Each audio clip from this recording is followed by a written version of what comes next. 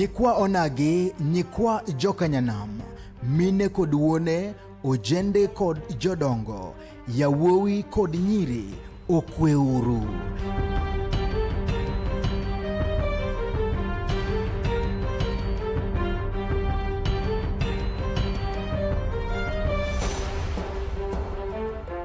Gima ber osebiro kendo osechoponwa kamora mora mawantie.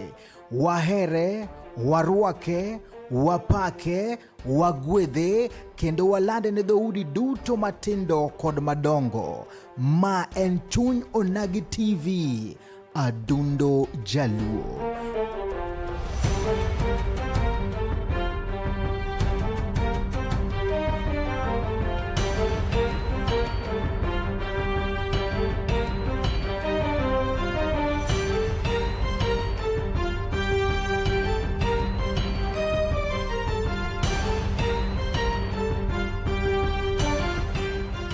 Wang jowi mamarwa, girwa mwageno, chopi mondo wambeki, siasa, weche somo, pur, ohala, kod dongruok, kaachiel kod chenro mamoko.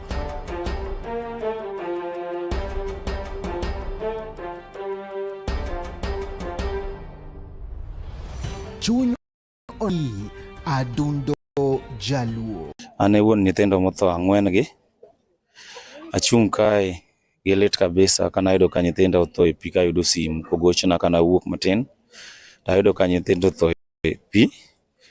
Ma biro ma confirm ni nyithindo otho e pi adier, moko nyagologi, nyithindo ang'wen te magologi oko. Awinjo malit kabisa e chunya. Akwayo osiepena te ng'ata ma dedonje gini mondo konywa.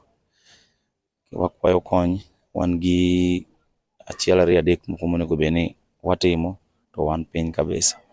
Koro akwayo piny mangima kochakore president ochung'e kodwa mondo waik nyithindwa ma wan godo gi, osiepe, weche miwa te mantiere, konywa uru, chung'uru kodwa mondo aik nyithinda gi. An gi til e wayaw til moro. Paro ni sister na ntiere machiegni manyalo somonwa til no, ma sister na. An iluonga ni Vivian Achieng' Odhiambo. Till number en 8440974. Awito nyathi achiel ma ja grade 7. Koro an nawuok ka sa 10:30 kadhi e tich. Kachopo e tich tigochona ni nyithindo oyude pi kotho. Nok ang'eyo ni ginyalo tho. Madi nang'e ni ginyalo tho dok kawuok. Koro akwayo mana sirikal gimoro amora manyalo konyowa godo. Awito nyithindo 3. Wuok ka sa 6 kadhi e tich. Kawe nyithindo gi ka. Karomo sa 11 adhi 12. Awinjo kigochone babagi ni reti nyithindo moko yude kware ka. Koro an harakati mawinjo ka babagi wuoyo no e kaka amba wuok aluwogi. Koro akwayo sirikal mondo donjnwa e yo maram gi. Nyithindwa tho e maram ka. Jok makunyo maram to bok odak kata mana ka. To wan joma odak around ema wahinyore. Mana kamano nyakuram gajwang kamora mora mentira katolo makende magoniro kamandunga nyakum kete Chuny Onagi TV kendo kwa katolo makende madu kuna nyasairo kamano bongo nyakalaga nyasach pologe piny mochwe to chweya marmi wakende kindo ni mondo wachakwa romo chieng' wuok tich kendo kama bende korwa yawe juma no manyenya kuram gajwang ageno ni chako juma mari kendo chako week manyen kin giteko kin gichia kendo kangi mane ber kabisa podo mana duko nero kamano kuram gajwang me kamora mora mentira kautul makene marua kimondo miwachaka chenro jikuma kawuono kaw en tarika paga uchel Dumara Rio gana Rio kod proko da uchel kama tachonri en Steve James aka Nyakwar Nyaronyo 1 kaka wuono thon wach mabiro wadwago mbaka nkorwa jwang en to duond mine kata mana okenge mabende koro Peterlis Odeyo kata Migosi Peterlis Odeyo osebedo ka go kany kurom Jwang ka bende konyo kacha jogo mochando kone gi koni nonyiso kacha ndalo mokalo kacha ni tijni koro dhi national ok en mana kaluo kende to gineno ni to ere kaka bende mond liete mosebedo ga kichando inyalo kony kurom Jwang ndalo mokalo mabende wan godo kode kacha nonyiso ni gitimo gik mopogore opogore apart from gedo ne mine kacha gineno ne gido kacha title deed gineno kacha ratich ng'ama miyo kata miyo mabende machiliel samoro chandore kata kale gineno ni gino bedo ketimo yono makare miyo kamora mara mentire ponono ni nchiliel kacha ponono ni bende ni kachiel kod jalo mabende ng'eyo maken bende kale pogrok ma opogore kata mana chiedh nade mae momiyo wan kande kachiel kod Migosi Peterlis Odeyo mondo mago mbaka ni to chalo nade e telo mar ariyo bende wadhi ne to en kaka Peterlis Odeyo yo mane bende koro odhi chiwo mondo me jogo bende koro gikonyo olo kete mana kanyo e chuny Onagi TV Kothol Makende marwaki ka wachako chenro ni e yo machalo koda kamandie Peterlis mosi erokamano Steve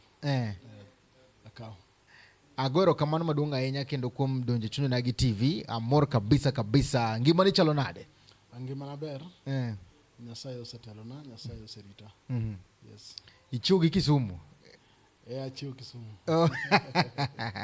achiwo Kisumu kawuono dala dhi maber dala dhi maber en gima bende nomora kacha kaneno ka Valentine kacha ji ne dhi kendo ano ka era marumbu un godo gi monchiliete ni okenana era okalo ka yani wamu oro ne nyaka de ma igni 670 yudo nyaka kat ya ing'e ni jatelo motelo no waduto te organization wano Dr. Raymond Omolo en ng'ama ohero ji to kano chako program mar konyo mond liete ni achiel en mar duoko ne gi geno en mar miyo gi hera mabe samoro ne gisebedo ka onge ng'at ma ochiwni kata onyiso gi hera moro aina no koro chieng' ma okalo ni weekend ma okalo ni tarik 14 it happened we thank God nen chieng' weekend chieng' ngeso ne wan gi activity Uriri Migori County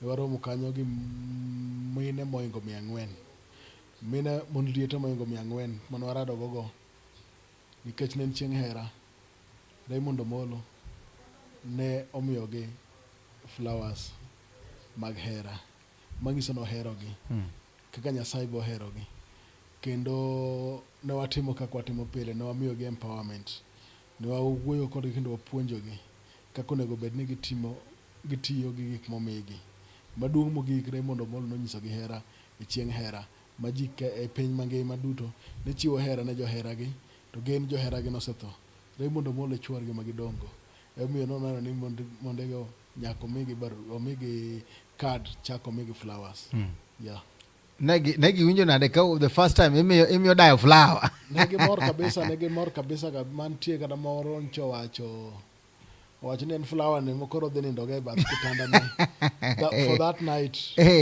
koparo godo chuore kech chieng' ma ji paro johera gi ang'ome Migori moko Mabei moko Kisumu tere mana Migori okne wontiere kaka watimo ga programs wa it is just a coincidence ni sama no dhi Migori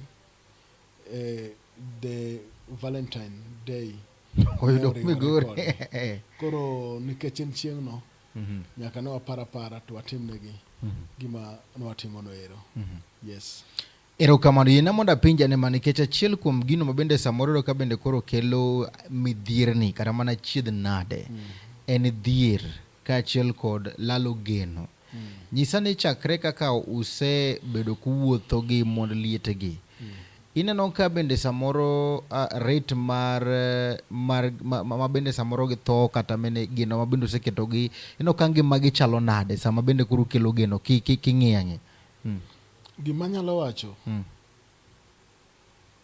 chakre na wachak program ni waserado gi mond liete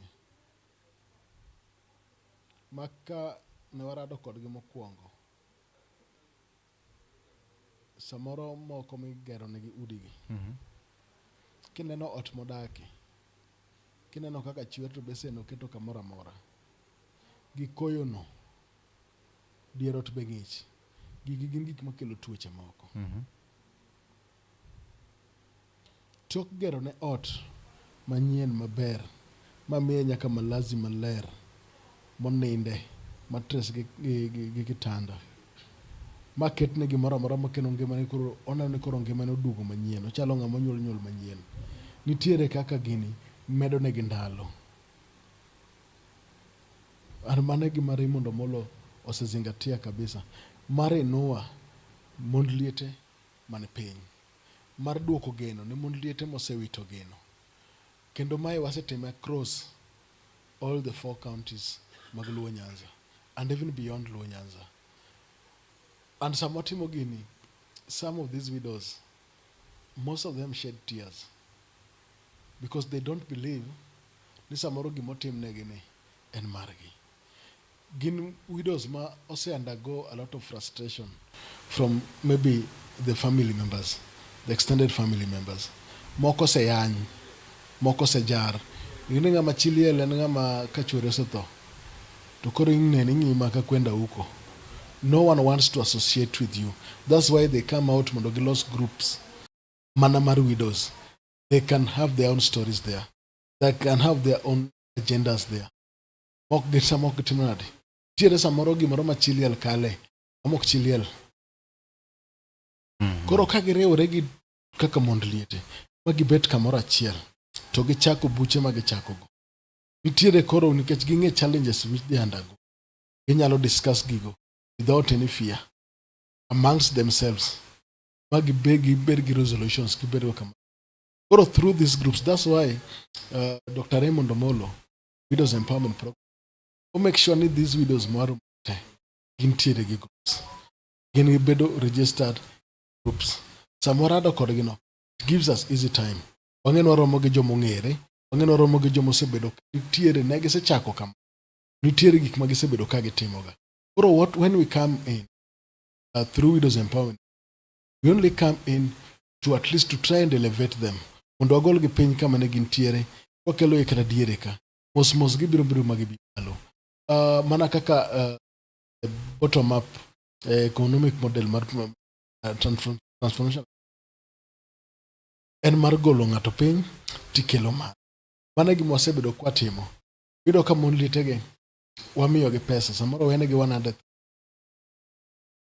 Ginyalo dhi to gi holo. Samo holo pesa ni. Ing'ene chiliel. Samoro jomoko nya wacho ni pesa go. Wang'eyo gi ka samoro chiliel kibuyo. En gi siling elo. Ka onyanya mong'eno chieng'no. Wako tiyo ko uso to ng'eno chamo. Waneno an for iyudo ka gokinyi pong' to goni achiel. Mamoro ka moro waro marelo. Samose waro to dok uso. Kotieko use. Iyudo ko do nyalo ng'iyo ka skul mo tiego. Obendo kano mar kiny doko wer. Samo miyo gi pesa ni. Kane en mama ma waro onyalo medo alot. Nyalo medo kitungu. Koro sama ng'ato cha oyudo ka bende chako ng'ise doka kitungu. Mos odhi esa. Mos odhi mo kiosk moro ma cha oketo mogo. So sling 45. Oko cha oketo. Yudo ka mos waseneno wasedok after 3 years. Okan tie dongruok kendo lokruok Raymond Omolo. They are very happy. Kata ka sura mano kaka waido. Erokamano. Ang'eni ma en gima bende koro sani koro tere Kenya mangima. But waduoke ne ot kandi e Nyanza kandi. Nyiso ni e Nyanza kwang'yo counties mag Nyanza, Kisumu, Migori kaachiel koda Siaya. Ere kama bende onene ka koro bende ukete tiendu maber kabisa gimono nono kama unene onego bed ni koro medo teku maru matin. Kodala teko ne wakete maroma wadwaro ni counties wa makalu kech magi anaja Kisumu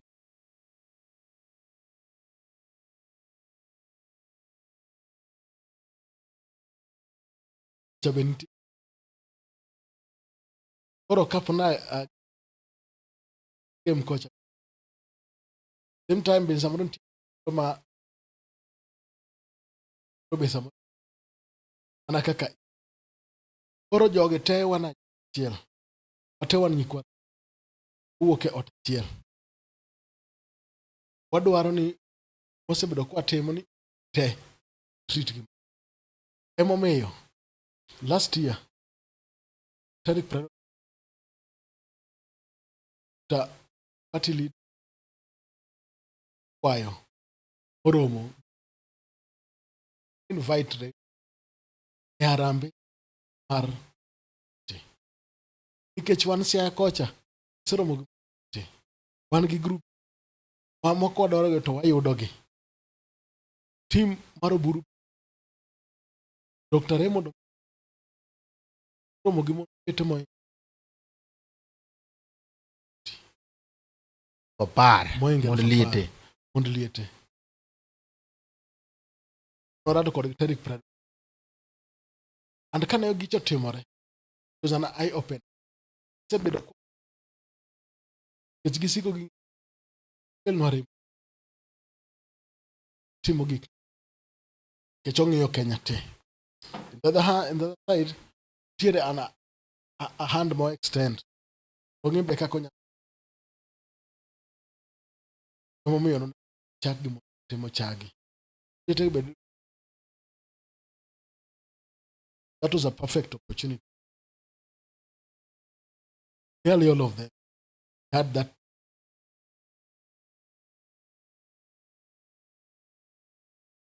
to kanyo eno chago tim magi mor mondliete ma Siaya wasetieko because you want to do this thing equally. Wan gi geno Raymond Omolo timo what he did in Siaya to all the other 3 counties. Erokamano be kaka jofwambo kama samoro be mwafwambe nikech PS timo tich maber kabisa kendo eno kama onlite gi bende doko na gero kama madunganya to king'eyo counties gite iwinjo ka Homa Bay kata mon ma Homa Bay weri ahinya mango manyalo bet ni kech yudo ka yore ng'ato be nigi stronghold yudo ka Homa Bay kaja kendo bete umbo obedie malach. Raymond Omolo wuok Homa Bay en wuod rachuonyo wuod Kanyepe and herano nyaka meda bedo mang'eny wadalako but I want to tell you for sure ni Raymond Omolo cross the divide, cross all these 4 counties mantie Luonya. The kind of love mane mondliete ma Siaya no nyisowa inyalo gal samoro ni Raymond Omolo ne dal that kind of love ma samoro kwadhi Migori tinyisowa kwadhi Homa Bay tinyisowa kwa wan Kisumu ka tinyisowa Raymond Omolo kamoro nikech mondliete ge gikale changamoto machalo bed Chiliel ma Migori bed ma Homa Bay bed ma Kisumu bed ma Siaya gin gi the same cases miwinjo ni mayolo and then across the board miwinjo ni weche mag school fees chando en gima timore ne ginte maudi gi richo mana miyo kwas timo gigi wasegero udi in all these counties te okwayier ga ni koro county ni modo bedo kwa gede kidhi Siaya we have houses masegero in mondliete same as here in Kisumu, same to Homa Bay, same to Migori.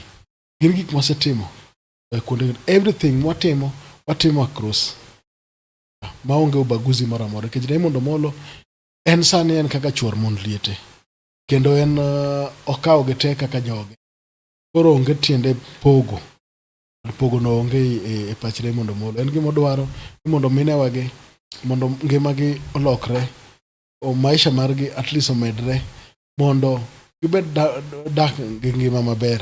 Nyithindgi oyud kaka nyalo dhi skul kata nyikwagi. Giyud kaka ginyalo dak e udi mabecho. Giyud kaka ginyalo yudo pi maler magimodho. Nitiere mon liete mang'eny mwasemiyo tangi mag pi.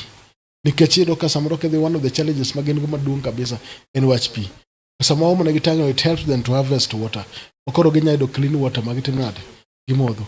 Nitiere mon liete mang'eny ma Raymond Omolo osechulo negi SHA mo register gi. Winjo. Koro this thing timore across maonge ubaguzi kamoro. Gima utimo ni bende gima bende josiasa bende temo timo. Ginyiso ni wabro konyou, wabro miyou pi, wabro chulonu SHA, wabro timo kama. Counties gitema bende samoro bende josiasa ma samoro bende temo mondo tim gigi, kata ka pinje ni loch maga kata jotendo mag counties mopogore kwa ng'iyo gi governors, MPs, MCAs. Bende usebodo gi ywaruok moro amora ne joma bende samoro paro ni rei timo gini nikech ogeto gimoro mbele kachacha. Koro samoro kata josiasa moko ma bende temo mondo miyo gigagi mutemo kelo ne jopiny. Ing'eyo Raymond Omolo kanochako gini, ochako nikech sama odhi e sirikal, ma en e sirikal, ok inyal ndiko ji te. But sama iwuok dala, nitie changamoto mineno.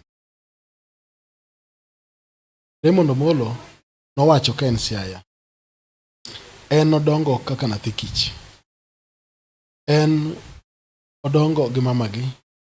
Obe tok kanyo bang'e noduogo weye. O understand challenges ma mond liete undergo. And oneno ni the struggles mane men gi okale. Koneno kanotin.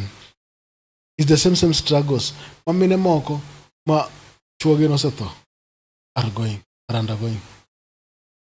Emiyo noneno ni sama oseyudo tich ma president marwa mwahero Dr. William Samoei Ruto ne okawo Raymond Omolo moketo kama okete cha. Okete mana kanyo nikech ng'wono mar Nyasaye.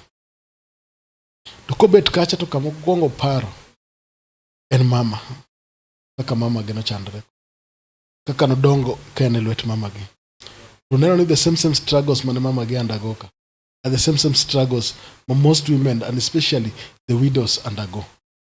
Emiyo noneno ni en gima winjore kendo en gima chanore mondo go back to the society, to the community. Mondo ng'e kaka onyalo chako uplift mond lietegi. That's why nochako program mar Widows Empowerment Program ma en e patron. Mondo mond lietegi gima nonyisowa, we identify them. We get ni gin gi certificate. Kwa romo kodgi, kwa limogi, we get to hear from them. And also, wamiyore puonj. Tok kanyo nitiere support mowuok directly from the office of the PS, from the PS himself. Mang'ur mora kuom josiasa pok oyudo. Ing'eyo nitiere joma kede chako gogo lweny. To kata in wi kuot. Ogerne chiliel ot, monse bedo kacha higni duto te, chakre ne yieri, to onge ga ot. Raymond Omolo biro mogero ne ot, kore da chako neno marach. Jogi dong nitie. Jogi dong nitie. To kiwe mano dong samoro nitie machielo moro be. Wano kwa tamore, ng'ata ng'ata nyalo timo. After all, we want a good life for everyone. Yeah. And Raymond Omolo, we are doing this thing, we are not in competition with anybody. Not in competition with anybody. Kabisa. To King'o counties gibende makaluka ndiye governors kata mana senators kata mana jood bura bende nitiere ma uneno kutiyo godo closely ma samoro bende konyo uwe projects magogi. Entirely samotimo gigwagi wan gi Raymond Omolo. But kanche wan Siaya. Mupogore gi senator. Onge jatelo moro masowacho kata kane wan Siaya. Ne wan gi Dr. Oburu Odinga. Men party leader kendo en senator ma Siaya County. Kane wan Siaya ne wan gi MP ma Alego Usonga. Atandi Meli. Kane wan Siaya ne wan gi Ruth Odinga Kisumu County Women Rep. Women Rep. Kane wan Siaya, ne wan go Pio Wandai. Kane wan Siaya, ne wan gi Aduma Kowuor. Ne wan gi Deputy Governor ma Kisumu, Matthews Owili. Nikech gineno ni the plight of widows. Kamochopo kamikonyo minegi. Magi mine waduto te. Wadwaro ni mondo lives gi ngimagi obed uplifted. Mondo gidag ngima maber. Mondo giyud gimoro ma most mine wagi gitimo ohala e chichni their respective markets kuma gintiere. Nitiere gik moko mobiro sani miluongo ni Shylock. Sana sana e Kisumu kae anena kitime gi jomoko mag Masai. Jolango moko be nitie mabiro. Masai oketo mine makochontie sama kochopo to iyudo ka miyo weya ohande to ringa ng'wech nikech Masai dwaro pesa ne. Mano emomiyo Dr. Raymond Omolo chiwo pesa mondo kony minegi e hola gi kungo e groups magintiere. Sama omigi pesa to dhi okawo kacha 5,000. Jo group ong'eye to understand. Ok obi bedo gi interest mang'eny mamalo aina ma Masai keto gigo. To biro miyo gi thuolo be malach mar chulo. To miyo gi kwe kama be gintiere. To miyo gi dongruok. Mane gima Raymond Omolo is after.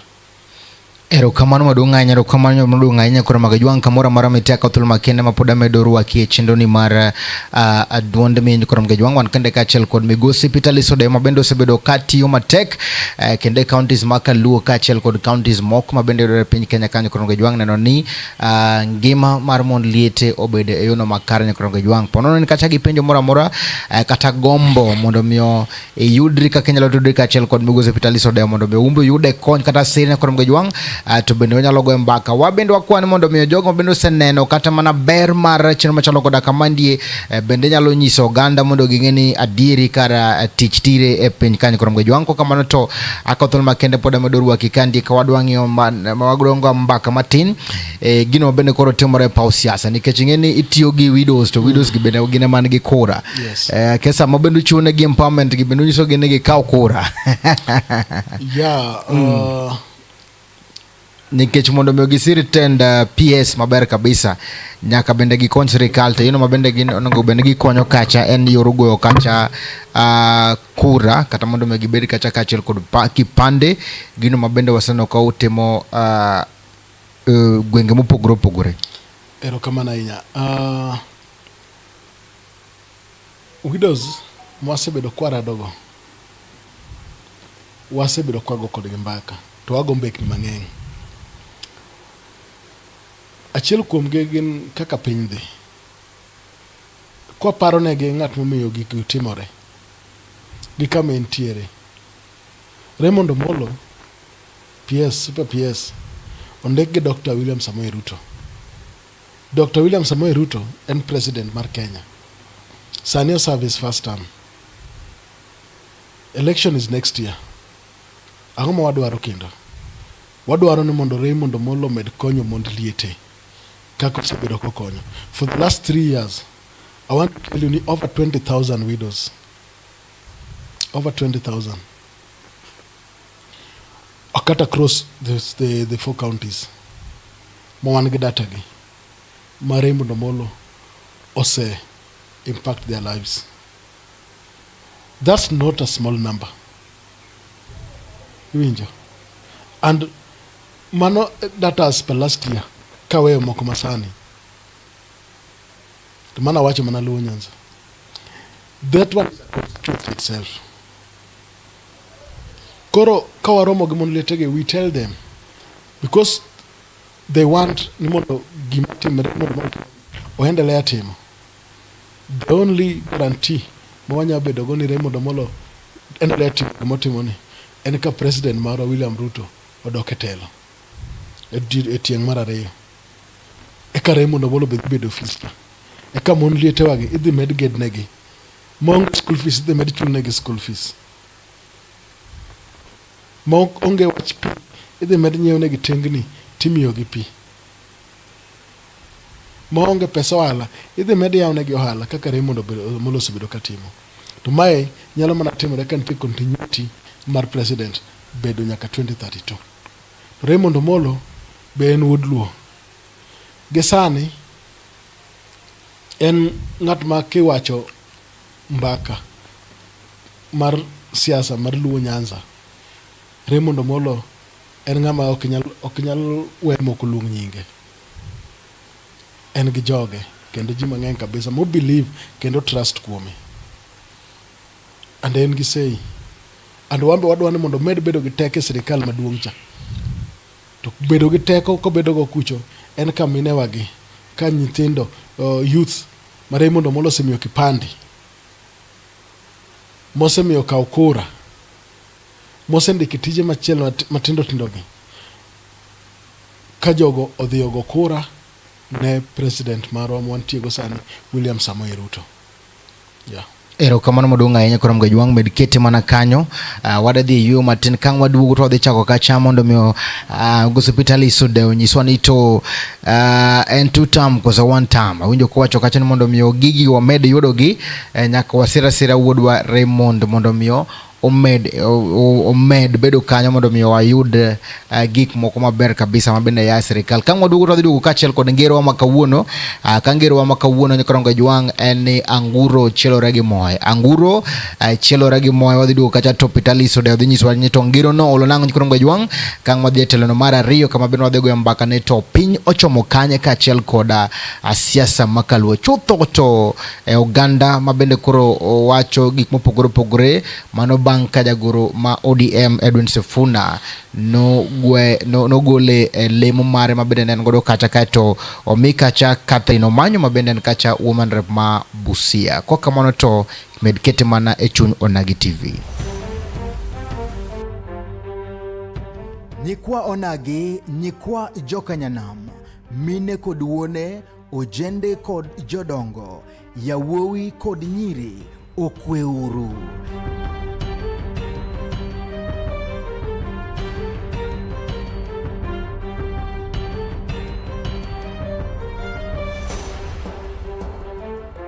Gima ber osebiro kendo osechoponwa kamora mora mawantie. Wahere, warwake, wapake, wagwedhe kendo walande ne dhoudi duto matindo kod madongo. Ma en chuny Onagi TV, adundo jaluo.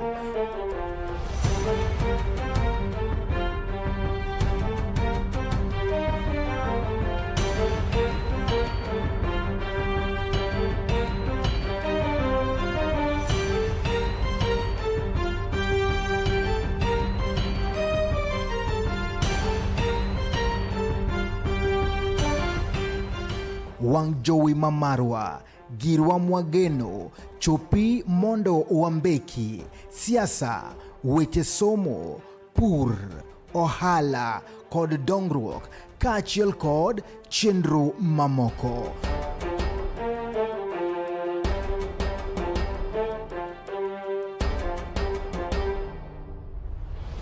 Chuny Onagi TV, adundo jaluo.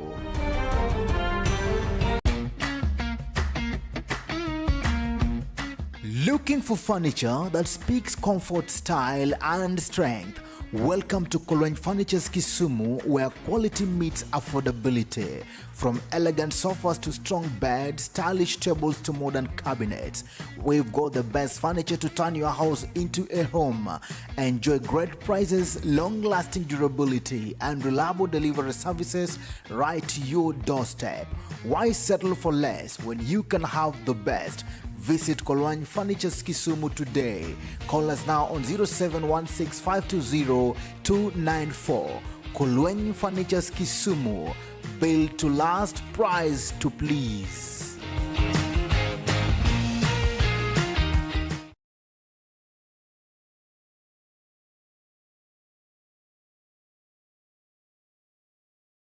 Chuny Onagi TV, adundo jaluo. Kawuono gokinyi wan kande kachiel kod Migosi Hospital Isude mabende wapendo go godo mbaka kanyo koro Mgajwang' chino ne en duond mine kacha kendo konyiswa kacha kaka osego kang kendo osekonyo mine machiliel ago kenge mopogore opogore kaka gedo ne gi ute, konyogi e weche momakogi kaka lope mabende samoro bende image Nyakurom Gajwang', kata mondo nyisowa kacha ni gimedo jiwogi mondo miyo gikaw kacha kura Nyakurom Gajwang'.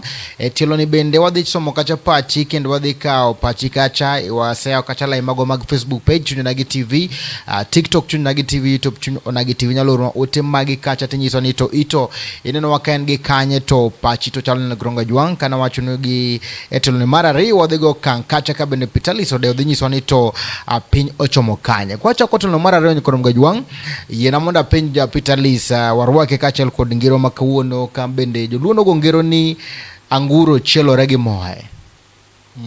Anguro chielore gi moe. Anguro chielore gi moe. Mana kaka Sifuna gi Babu chielore cha. Moge no yambro chielogi. Gima gichako no. Gima gichako no dhi chielo gi mamit koso chielo gi marach? Ok gidhi wang' ma gilal. Med kete mana kanyo Nyakurom Gajwang' akaw thuolo makende mondo miyo koro arwaki e twak. Wan kande kachiel kod iluongo ni wan gi Charles Lwanga, karibu sana Utale Press, nie bodhero kamano. John Okalo Cheng, ane kande Immaculate Emma, Vicky Oima, Gregory Isaac, Steve Lawrence Abonyo, Kevin Ouma, Carol Equity, Adede Sheshe, erokamano Dennis Ongele, Odongo Woda Sembo Jangoma, katoge Victor Ogutu.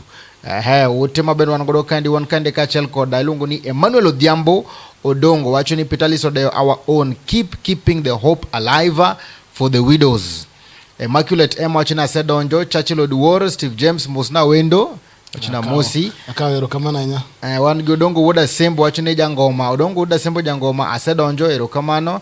Immaculate wendo wacho kacha ni it's burning. Wan gi Charles Lwanga wacho ni Mwalimu Charles Lwanga from Nyamira County, Kanyerere basement well represented, Monday loading up, erokamano. Wan gi bende Ajeja Dero bendo kete chenro kandi, erokamano kuom kete e chenro kandi Nyakurom Gajwang'. Pod wadhi mbele kacha. Iwacho na anguro chielore gi moe. To waneno kacha kaka bende romo ma Kitengela kacha ne ji en gima okawo ji gi wuoro kabisa ni kweth mar ODM ni koro owuok, kendo winjo ka bende ji wacho ni gine Sifuna. Ing'eyo Sifuna nanya kocha ni mimi ndio Sifuna, lakini sana lokore ni sisi ndio Sifuna. They took a whole week in their own platforms and social media handles. Kage mobilize but they create awareness about Kitengela. Negi chako from Monday. Kage wacho ni Kitengela amaga dhitimnade idhi rome. Koro gin joma otimo all week mobilization mondo jodhi rom Kitengela. Mar ariyo, Kitengela kama jogo norade en chuny ndara mageche be nogigeng'o ne gi nyaka. En kama ponga pile, kama traffic nitiere. Mar adek, jok ma gidhi kacha ma giwacho ni gin giwuondre ni gin jo ODM. And now you can clearly see between team mantie Mombasa gi team mantie Kitengela eke jo ODM. Wang'e maber ndalo Gen Z protest. Nitie kuma protest nodagi rumo kendo notimre pile pile. One of the hot spots kama ne gino ng'eng'e kabisa ne en Kitengela. Kane the Kikuyu uprising kane wuok in the name of Gen Zs ne en kuno ero. These are people ma pok no support ga Raila Odinga chakre ne chakre. These are people ma pok support ga joluo e gimoro amora matimore. Why go there mondo chak mon kanyo? Wang'eyo stronghold mag ODM. Wang'e kama ka gimoro tek kabisa tidoke. Not Kitengela. Koro maka ne gin joma parade themselves. Joma wuondre ne gin jo ODM. Pok no bedo jo ODM. Some of them pok no bedo. Giwuondre nade Peter Liso gin jo ODM. Orengo dong jo ODM. Pauline Njoroge jo ODM. Pauline Njoroge jo ODM. Ok samoro yuaye nikech yuaye nade. Oyuaye gi gima bedo koro Sifuna gidwa no loko. Koro kineno Pauline Njoroge kacha. To already ng'eyo who is behind that thing. En Uhuru Kenyatta. Kineno station mar Uhuru Kenyatta mar K24. Ne timo live coverage mar gicha. Ma pok otimo ga mora mora kata mar ODM. ng'isi ni ng'eyo kama gino nitiere, ng'ama is behind it, ng'ama is financing it. The person who is behind team mantie Kitengela cha is the person mane kane SGR onego bed ni chopo Kisumu to weye lope Naivasha. Wan joluo onego wanen matut kabisa. The same person no, the same community no, maka Raila kane giloso serikal 2002 magdonje sir Raila bedo minister mar roads. One of the things ma Raila nowacho ni ndara onego losi highway maduong' kendo dual kawuok Nairobi kabiro nyaka Malaba moro nyaka Busia. What happened? Ndara masane koro President William Ruto loso. Where did that money go? Negitero Thika super highway. Those same people ma pretend ni koro ginto giero. Those same people mane Kitengela, when Baba lost AUC election, wangeyo ni those people negi celebrate. Moko wewe wacha wewe nyaka ni ameshindwa tena mkeni. Gigo potne pachwa. Kako ganda joluo. Apenji Peter Lis. Yes. Donge Uhuru Kenyatta bende kore wacho ne mano nyiso baba Raila Amolo Odinga ni Ruto ken ng'ama ber. Ohapenji Steve. Nikech nokonyo. Ohapenji Steve. Uhuru Kenyatta gi William Ruto nosebedo friends for quite a very long time. The early days manegi ne Kanu. Tugo ni kanye. Uhuru Kenyatta in 2002, when no one supported him apart from President Moi, kata community ne support Kibaki. The only person who stood with him was William Samoei Ruto. Joge no biro kane gimanoriwo gi kendo ne 2005 kan tiere campaign mar no mar banana gi mar orange. By then Uhuru Kenyatta ne opposition leader. He had to oppose everything ma sirikal mane mar Kibaki ne timo. 2005 no ne gibiro nyaka Moi Stadium Kisumu ka kanye mane gichako loso wach ODM. Going to 2007, Uhuru Kenyatta ka Raila koro neno as a potential candidate. Raila nigi mbi mamako Kenya te. Uhuru Kenyatta walked away. He decided to go and support his kin, his brother, Mwai Kibaki. The same team man Kitengela, look at who was supporting them. Who stole the ODM Kenya certificate?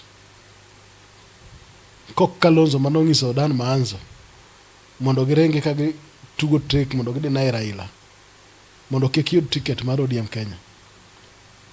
Makane onge gi Toby Manyara to ODM dok obedo. Toby Manyara manouso ne Raila party mar ODM. By that time Raila nigi William Ruto. Jogo pok nohero waga. Joge momiyo kembni wa mang'eny mantie Kaluka nyino lwar. Kembni wa mag skari te nolwar. Because of that same people manyiso weche mag Kitengela go. William Ruto kancho donjo. Ang'o manodwaro? The first thing, William Ruto nyicho chako chiero kembni wa. And sani as we speak, kidhi Chemelil tiyudo kotiyo. Ne ok oti. Kidhi Sony, skari mar Sony nowe bede duka karang'o.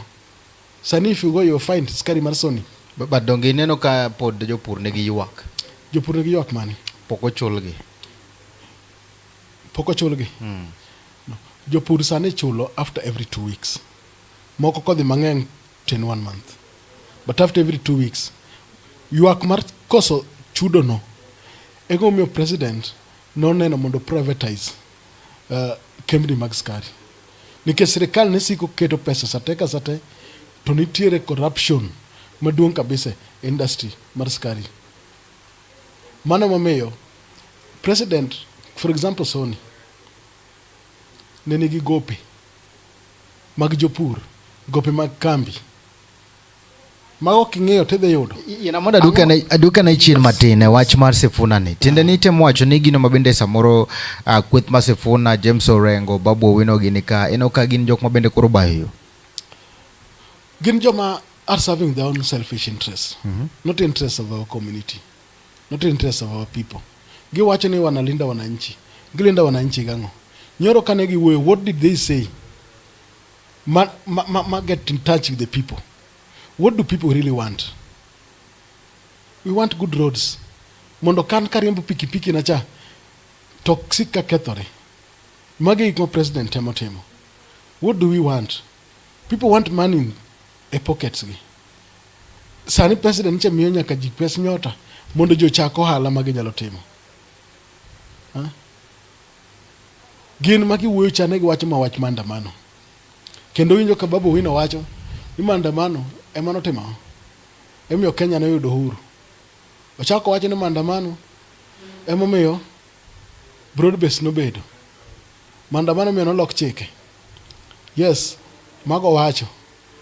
To penje Babu Owino kumo kende kocha Ukuyuni osedongore mohingo pinywa makaluoka. Maandamano ok ger ndara. Maandamano ok chir kembni. SGR masani gero idwa chak gerni ok gere nikech maandamano. Super Talanta Raila Odinga Stadium masani gero cha ok gere ok maandamano mokele. Let us talk of realities. Nitiere jomoko mar now pretending, and something I've been saying. Nitiere jomoko mar pretending right now ni ne giero Raila kabisa moingo jomoko. Sifuna gi Babu Owino ma Raila nyalo wacho ne gi weche moingo owadgi meno Oburu Odinga. Magi manre Oburu Odinga gachiel kod kweth ma ODM notimo mar golele mono ne en gima kare. No, that was okay. That was all right. Ning'eni ya Sifuna nyiche oseweyo makoro ok attend kata buche mag ODM. Bro moluongi ok odhiye. And other penji, it is not Oburu Odinga mano sign broad based arrangement. Okay, no Oburu Odinga mano sign 10-point agenda. It is William Ruto and Raila Amolo Odinga. And other penjo ngata maneno asani. Chieng mane Raila ni KICC. Did you see Babu Owino there? Chieng mane gisign mkataba Raila gi William Ruto. Nineno Babu Owino? No onge. Magi joma nachako pingo Raila even when he was still alive. But Raila kane pod ngima ne ok kashifu Sifuna sana. No nyise mana ni no wacho mana ni Sifuna bende negi right mar wacho pache nikech ODM and Democratic Party. Mane gima Raila no wacho no is right. And the same thing mane Oburu oeko. Some few days ago. Oburu Odinga no wacho. Sifuna kuwoyo, he has got his own right to talk as Sifuna, not on behalf of the party. Nitiere resolutions gik ma party osekalo. Iwinjo? Magik ma party osekalo, konego bedne wacho ti wacho kaka party okalo. Ok dhi ti contradict e bura me intiere. To wasebedo ga bende ji osega gombo mondo mi omin piny owache gimoro kara mana Hida Odinga. To gino mabende na wacho ni Sifuna nie ODM to stay. Kendo kopo ni wuon otho okoni oka wete udao ok ni kori riembi ubedo piny to loso. En gi pacho wacho ne ya Sifuna ne gi right en to Oburu to wacho kama angoma timbre ka onge ngamo serembo Sifuna e bura. To eno wacho ne en gi right. Onge ngamo serembo Sifuna e duond bucho ODM. Sifuna nicho bedo relieved of his duties. Mar bedo SG. Why? He no longer attends the meetings. He contradicts the position of the party. As an SG, one of the top organs, mag party, that's something you cannot do. Iwachoga pele, and Oburu nicho wache chingcha. The majority will have their way. The minority will have their say. they will have their say, and they must have the minority, they must have their say, but the majority will have the way. That's why kata kanosago kura. The president, manogone kura gi mang'eny, he has to take the mandate, mari to Kenya. The people, the team, the other team, also had to have their say. Yeah, but it is right mar ng'ato mondo wachi gima nie pache. Ero gima wacho manie pache mowache mugoleno. Owache capacity mane. Owache kaka Edwin Sifuna. Mano kada joka onge problem. To kochako wacho ni mimi ndio katibu mkuu, en muwene hapa mar chama, to gik mowacho contradict the position ma party okaw. You know that one now, either against the name. As a Sifuna be onego ng'ene ya, how did he get in there? Mondo bed SG. Dongembe nogine. You watch no those who live by sword will die by the sword. Embe no golo lumum ngane. Ababu na mwamba kamano. Koso en mare chano temre nati. Gimana nyalo kwayo gando ma joluo. Samine no gik moko koro chako temre piny kaluo ma pok nwaneno ga nyaka nene. Sane ma joka dwa galowa gi weche moko manono. The same camp. Tukuro ma Pitalis ka penje nikech Edwin Sifuna gi kweth mage kamoting'o rengo Babu Owino kaachiel kod joma moko bende neno ni okonego bende sirikal William Samoei Ruto bedo supported. Gin gino magineno ni mondo jodhi odebo kata ka ODM nyalo golo candidate mare to gitimrane gi gol. Koni bende wan gi ODM ma bende party leader Dr. Oburu Odinga otelone, ma bende ne giwacho kacha ne gimbe gima ginyalo timo gidwa mondo gibede table mondo ginegotiate position mar deputy party leader no. The deputy president gidwaro. Gin gionge gi problem gi kithure Kindiki, but party leader and national position monongo bende gikaw. Kindiki be gikone wacho ni en kapodhi onge mano position ne. Ang'o bende no kayuarok bende samoro dhi bedo kende koso mato wacho na. Gima dwa nyisi Steve. I think these clips gintiere. When Raila was still alive. And James Orengo ne oppose. Raila was still alive. Sifuna ne oppose. Raila was still alive. Babu Owino ne oppose. How many times meneno Babu Owino kodhi TV to wacho no ng'eno kodhi miye ticket mar ODM? Raila was still alive by then.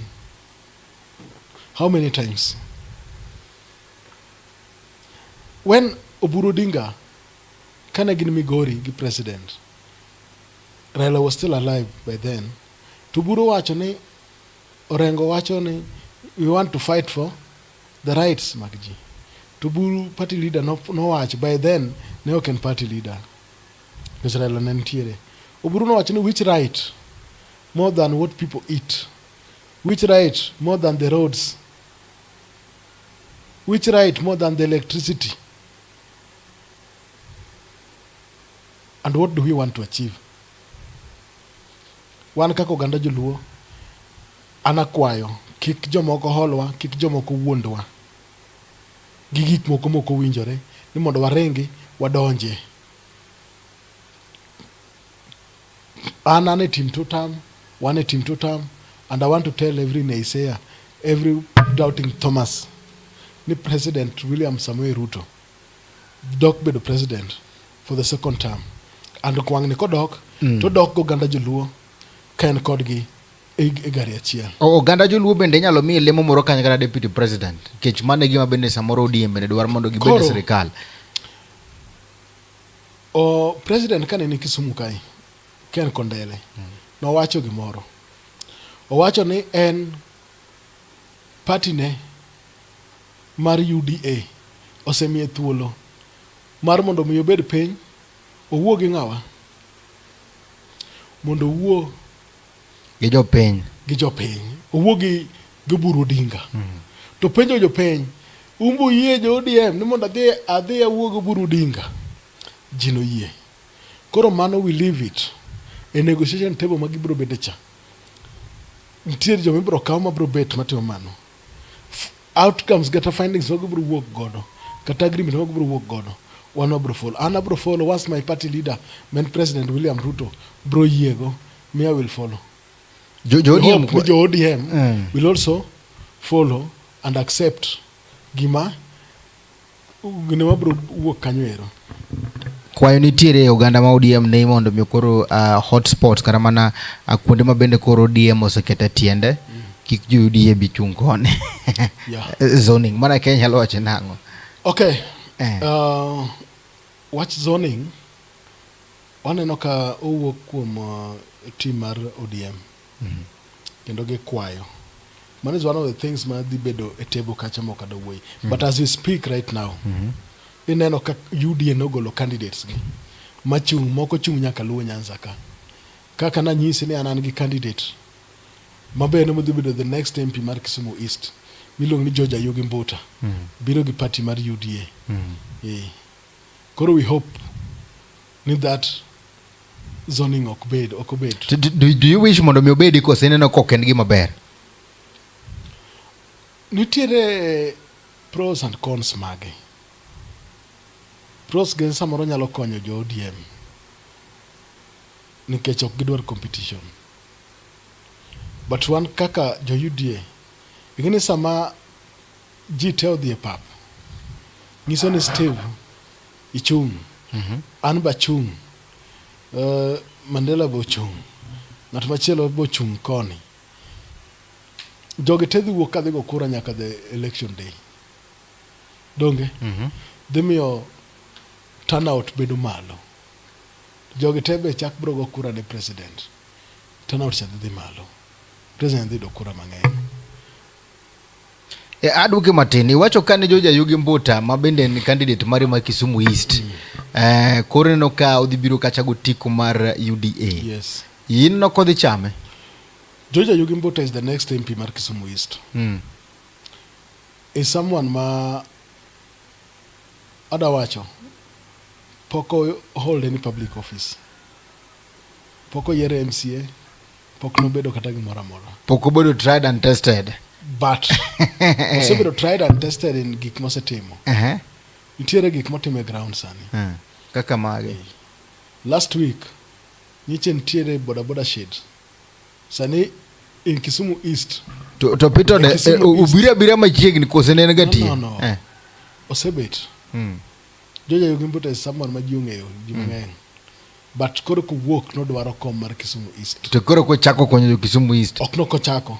Osetimo gik mang'eny kata even kana pok ochako lando nodwaro. Yeah. Yeno kodhi golo the sitting MP. The sitting MP time is over. Yeah. Ngata maparo ni Shakil dhi bedo MP.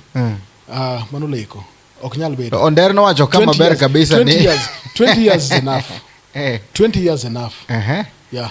And we cannot allow Ruto sani nigi 3 years koko donjo 4th year. Gik mosetimo in these 4 years inyalo kwano kendo inyalo wacho, and people are seeing them. Sani nitiere ESP market michak gar Nyamasaria courtesy of the national government mar President William Ruto. Inyalo wuok sani midhi mine. Waneno tower mogere airport ka courtesy of President William Ruto. Waneno Rironi Mau Summit Road courtesy of market this sani. Mano koro William Ruto koro wadwanan ajomuta gi Shakil. Shakil Shabir. Sani for the last 4 years. For the last 4 years. 4 years. Ng'ato ng'isa gima Shakil osetimo. To the penjo na penjo to Shakil no nani onderndo kania penjire aneni ang'omo ko kaji wacho ni gimo osetimo onge. Ang'omo miyo obed elected every election or the nyaka 20 years. Shakil Shabir tiyo gi police gi goons. What do you mean? Ang'omo wacho ni otiyo gi police gi goons. Mondo a polling station mochulo gine kucho. Okay, police ere kaka miyo wingor security. Goons makonye protect gik motimo. Okawinj eyo mane. I'm telling you, in 2022, Shakil no hire more than 1,000 goons. More they go Kasagam. More than 1,200. More than 1,000. I'm telling you what I know. Timango Kasagam. Kendo no jogo no chulo gi siling 3,000. Mano okay, kigo kura kosa kitimango. Not kigo kura. Goons gi no me instruction mane. Kasagam ni telling center. So the roles of Goose gi no ket gi mondo to gidhi scare away other aspirants. And also, oso joge kacha mang'eny, and gigo koko,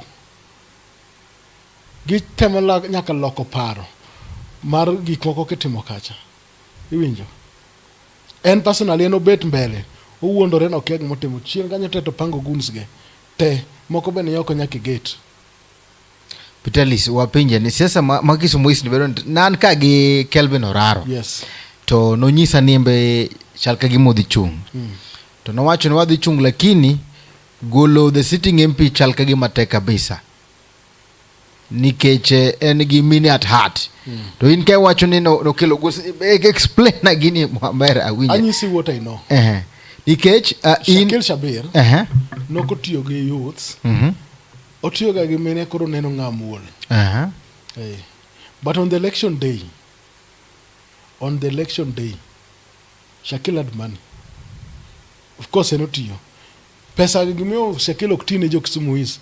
Pesa gi to kano mondo bi tigo chieng election. That's why Kisumu East inyalo wuotho onge school bus ma Shakil monde Kisumu East en GCDF. That's why Kisumu East mantiere in town. Bas no kelo ne kacha Ida Odinga nigi bas. Ida Odinga njo timo under pressure. To en achiel after 20 years.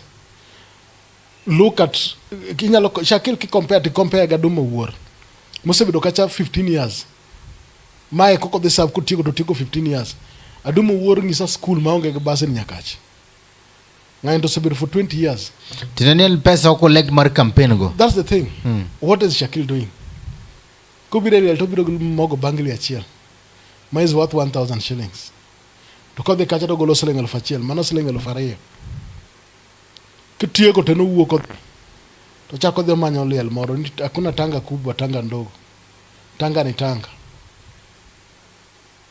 Wan kaka jo Kisumu East, it is high time.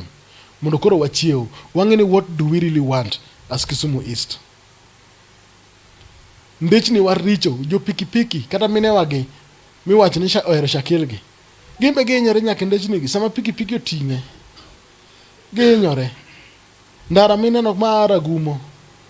Ma Molem kochomo Ragumo. It's pathetic. Okay, ndara minyacho nitiere within the city council. Gima Shakil osetimo Kisumu East onge. I'm telling you. And I want to tell you, kangata ngato kong'eyo. In 2022, an negi biro nyaka negi do maka. Because na chako campaign Shakil ochagero police stations after 2022. Nikech online campaign na keto kacha mapek kabisa. Moro nyaka joge mo kacha negi biro negi do maka. Kano warano na mthoe, he did the same. Biro nyaka ira. Shakil Shabir engamo se duoko Kisumu East chien moingo ngata. Sometimes ber ko yer Steve. Nikoro Steve ni MP mar Kisumu East. Samoloso ndara no kata koloso madhi dalane. Ndara no en kende okolo. Jopiny belowe. Nikech Shakil ok understand challenges ma wan kaka jomantie Kisumu East ka yandago. Sani waneno ka constituencies mang'eny. I want to tell you what many people are undergoing. The issue of bursary. Mitime selectively. Go for Shakil Shabir. Mame Joja Yugimbota. Doaka bursary. In fact, CDF, not only bursary. Mondokao 80% ma CDF. Okete sekunde ma Kisumu East gite. Mar food program. Koro onge pesa ma janyuol chulo kata chiel. Adwa ni confirm na kane kande ka chiel kod ilongo ni George Onyango Nder. Yes. Mabende en chairman mar NGCDF Kisumu. Yes. Nonyisa ni gisetimo gik mopogore ka Kolwa Central kacha gisegole school go gi ka julubukna gisetime dongro kacha Nyabundo Gotongo gisetime gimoro kacha Manyata gisegero kacha mar 3 stairs kacha Nyalenya Mbeme bende nitire kacha wan gi longo ni Nyalenda Dago Shabir kata according to statistic marginisa nigi molo skunde paga big secondary school magiseketo kacha Koro, I'm asking you this. Dago Shabir Shakilo Chakogero between 2013 to 2017. Kiwe sani, 2017 nyaga sani is 9 years. Ango sa timo kendo ni nyalenda A. Mano nyalenda A. Mo wacho dago. Kidhi Manyata, the same year. Mogero wandiege minyo wacho no. Gero stairs, nini story arayo. Huh? It is one story, okay, story. It's one story. Mogero wandiege. Bogero between that 2013 to 2017. 9 years took kanyo. Ango Shakilo setimo. Minyo lungo kote. Misa mi apenji ni ya police stations mogero gi. Police stations winjo ka angisi no chako gero. Kana chako that online campaign in between 2021 to 2022. Kak nitongoji. And I told him kana wanyama sare baraza kana the county commissioner and regional commissioner no biro in 2021. I told him kama no bete. Mawacho ni ene momeyo gigi tete more. Iwinjo. Ndalocha nitongoji left right and center. Magisani tinyalo wacho ni osego kang matin. Kane awacho ne keno wacho and I was doing this thing with comparisons. Kidhi game tingi ni kocha. Ineno office gine moger police station moger. Yin sama police station tiere bi machiegni arita kwe bedo machiegni. Iwinjo. Mano temo nikechang but okonego bed ni ji paro ne gimonego tim. Shakire nga maonge agenda onge maono mora. Wapenja ne security kana wana ko nyone nyaka polisi pikipiki nigi bende mano ogolo kelo beoteme koseno kopoko temo matin. Security kai. Nyone polisi pikipiki. Mondo okonygi yor mar kuo. Yes, mano otemo at least mondo okonygi ango. But the same police gebe chaka pikipiki mag raia. To gidok ne makichak giriembo. To giwe mek gimotemo knate. Ging'iyo man gi mafuta. Ema gichak gitimo. Giwe mek ginango. Mano samoro mafuta onge. Idano. Ana wuok Kolwa Central, Kisumu East. Kanyo teri sani, as we speak, e office mar chief Maragumo, mar Kolwa Central. Kineno. Kidhi assistant chief office Makasule ni Mabati makeneno kaka chal to kinyalo amini king'iyo what other MPs are doing gi offices magigero mag chiefs go to Nyakach kapokwa tieko nyisane chandruok mane kata gino mane ma uparo kaka jadak ma Kisumu East mudwaro ahinya lokruok ma bende udwaro ahinya ma ugombo mondo mi MP madonjo mondo kelnue Kisumu East gimulak kabisa gimo wadwaro maduong' kabisa gin gik mokariyo. Number 1 wadwaro weche mag ndechni and okwadwaro ndara mar maram wanted within the city council. Wadwaro ndechni go bed tarmacked. Sometimes it is a shame kabet warengo ga oko reserve tido kandare tarmacked kamora mora ne wantiere Embu ne wantie Nyeri andi neno moko tineno ko mokitigo timo gi MPs wando kai wan gi tanga si tanga kiango ma enonge gimoro motimo malongo manyalo konyo ji. Iwinjo ndara number 1 ndara will open up Kisumu East. Number 2 weche mag school mane me Georgia Yugi Mbota apart from ndara odhi keto school kochulo that food program lunch program michule skundeni obro chulo ne skunde te mag secondary mag day school mantie Kisumu East to skunde go te koro somo dhi bedo nono maonge kata siling achiel. Ero kamari na monda penji makapoka somo gote kacha wan kane kachiel kod bende migosi Philip Pande mabende wuok Kisumu East mowacho ni mbolo mondo mi koro oginena embo kao kacha telo no mondo mi ter Kisumu okang no mamalo kaito wan kacha bende gi moluor Aduinyang mabende kacha MC mar market Milimani ward mabende biro kacha gotiko mar ODM kende na achiel kuom jotelo mag ODM bana ma Kisumu inyalo wacho nango bi ineno ka kandacha margi chalo nade. Philip Pande en osiepna First time kano chung senator mar Kisumu County, ne oluongo e seminar moro matin. That was my first time marado kode. I think it was when it was approaching 2022. Adunyang is also someone ma ang'eyo for a very long time. Philip Pande Gadui gin jo ODM. Donge? They'll square it out Monday. Kechokwa biromo gi Philip Pande, Mwadar Gadui, Mwadar no.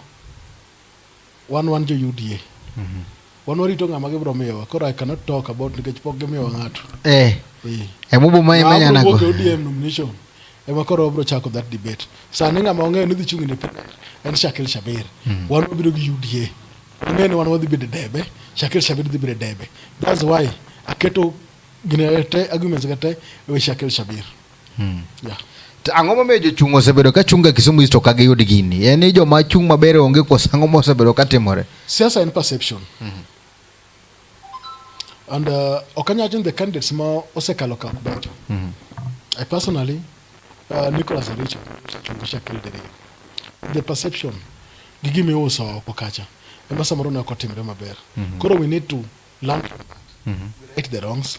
Mondo ang'e ni koro sani mwantiere kani. What do we need to do? Una lweny. Yes. But Shakil nyaka dhi dala. Kodok. No, Shakil ok dok.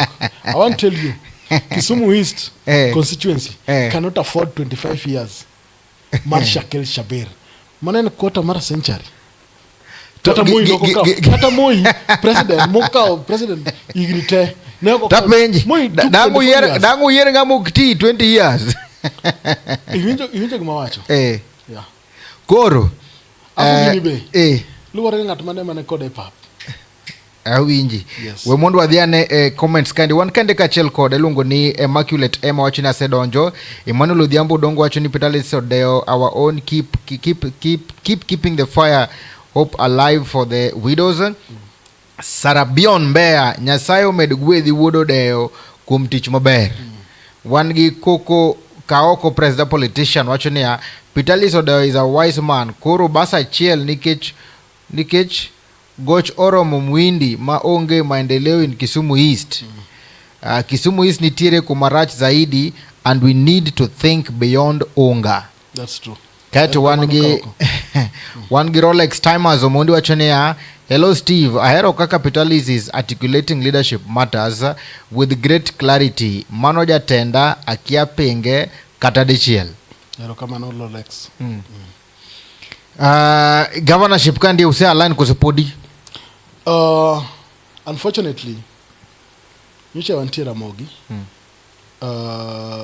Kisumu County ne okwaido candidate mar UDA a governor, but hopefully we hope we are going to get one. Koro kwayudo to we'll talk about that. Yeah.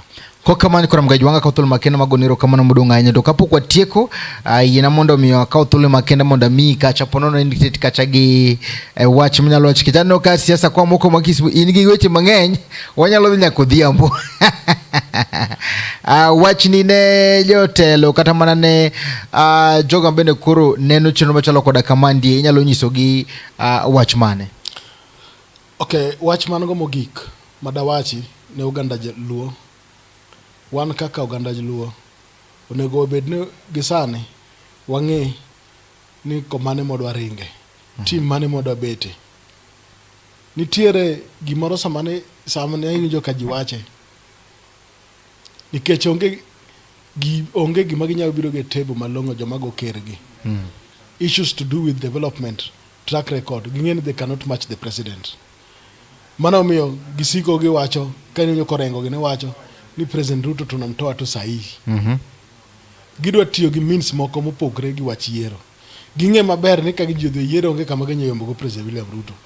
Giwacho wach Gen Z joma nonegi during Gen Z protest. I want to remind them and wan ka Uganda Luo nitiere pictures, photos moko manitiere mar there ka President William Ruto by then ne MP mar Eldoret North ken gi Raila Odinga ka gidhi Russia ka bodies mag joluo mogo moneg gi Kibaki gi Uhuru Kenyatta gi Martha Karua koriedo konindo piny kamae bodies tanda wuoya. Akwayo joluo kik ugo lweny jomoko. Wan sani wang'i gima wanyalo yudo e sirikal. Wabed kanyakla wa support broad based government motelne kanyo gi President William Ruto kod sani Dr. Oburu Odinga. Ne mond liete anyalo manyiso uni sani wuoth kata yo en achiel. Wachungru gi sirikal, wachungru wa support ru PS Dr. Raymond Omolo ene mosebedo kochung kodwa kendo koparo mond liete. Ne jomodong Kisumu East awacho Shakil dhi dala. And that one word ma clear. And space ne kata position ne ikaw gi George Ayugi Mbuta. That's the next MP mar Kisumu East. Erokamano.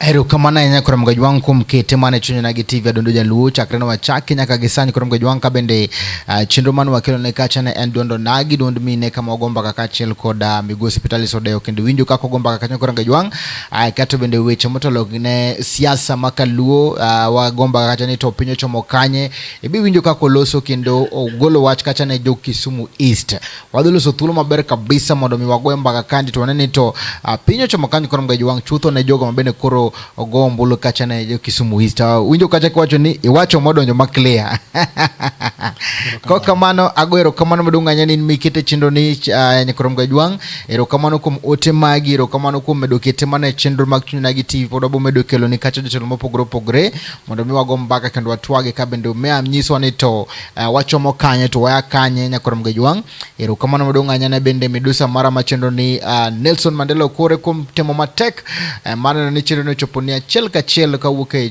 TV no mar chunyo nagi TV nyaka kamara mara mentire ka chel kod wendo wa makawuono Migosi Pitalis Odeyo ero kamano modonga ahinya kum biro watwak maber kabisa anano ni kwa onango los chenro moro di cheng moro achiel mondo wakili wagoe mbaka we twage goganda weche siasa ko kamano ero kamano modonga ahinya nyakorom gajwang' kuom kete chenro ni oritu masani kama na techo ne en Steve James aka Nyakwar Nyaronyo One kangiro makawuono na en Anguro Chielore Gimoe oritu masani